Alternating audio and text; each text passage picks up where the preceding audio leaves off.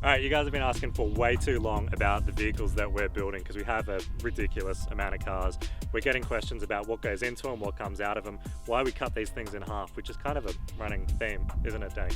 Anyway, so what we're going to do each and every month from here on out, we're going to be doing a special series called The Garage. Now, that's going to go into our different vehicles, it's going to go into what goes into them, the kind of modifications we're going to do, and a bit of a tech look at some of the cool gear out there. But to kick things off, we're going to give the Ranger a solid foundation because fuck it, it's my car and I like it. Danny can wait his turn.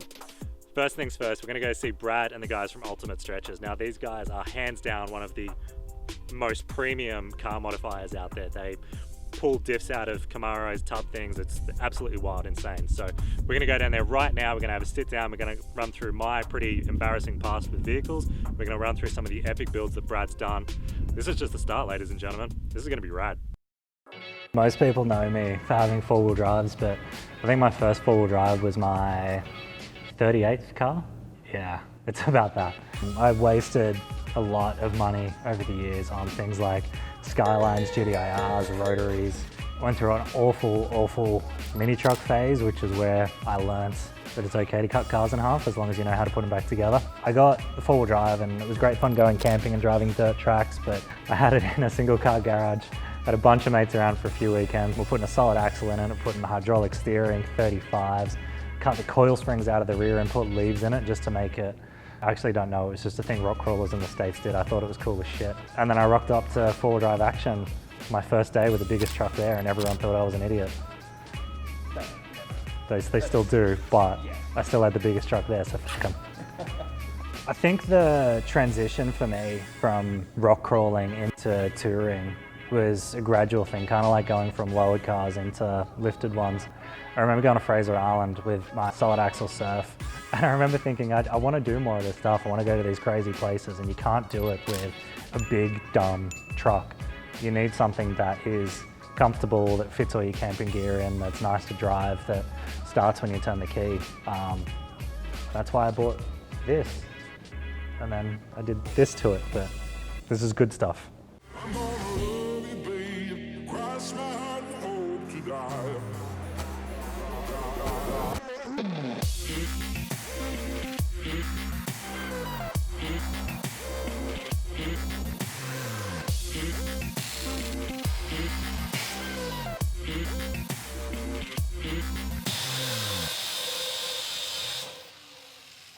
Was probably 18, 19. Started working from home. Like Dan, I sort of started in mini trucks. As a lot of fabricators did actually, was just, mini trucks. Later from there, we went to Commodores, doing, street machines, blowers, twin turbos, LS conversions, all those sorts of things. I had a dual cab, cut it up because I thought it would be more practical with a space cab tub. Currently still use the same jig. We've just worked everything out pretty much. We know exactly where to cut, exactly what to do. I've seen Brad's work before. I know it is next level. He builds phenomenal street cars. You know, people trust him with $100,000 builds every day of the week. They don't blink at it. So we can do them now in a couple of days. We usually keep a stock of everything just to make it easy, so your car's not off the road for too long, as most people need them for a small price, $6 grand, drive in, drive out, engineered.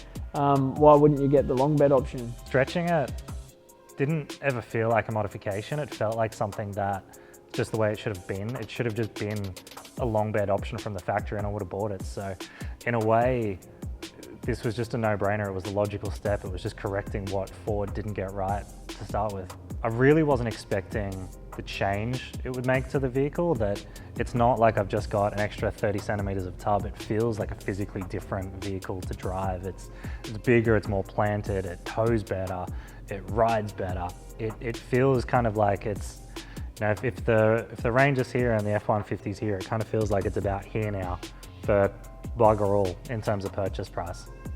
From here, I'm not really sure where the next step is. The Ranger's kind of always been a progression, much like my career, much like my interest in cars, that I want to go, twin turbos because ridiculousness through to, just real practical, reliable mods. So it's done basically 100,000 kilometers in the last 2.5 years, all up and down the East Coast.